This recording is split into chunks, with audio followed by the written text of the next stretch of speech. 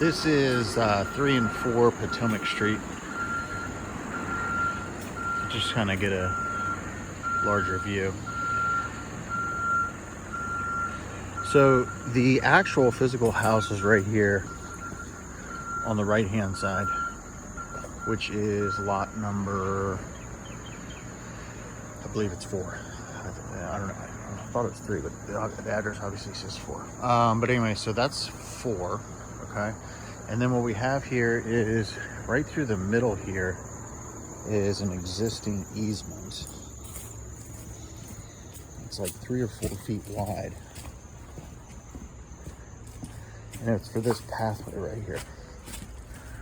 So essentially that connects through to Lee Street up there. And then comes back straight through. Obviously now nobody even uses this thing, so the easement is here, but I mean there's trees and stuff in the way.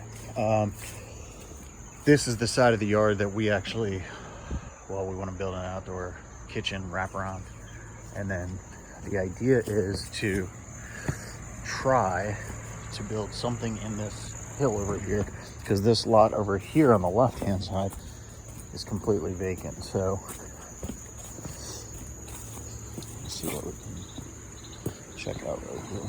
I mean, it might be a function of,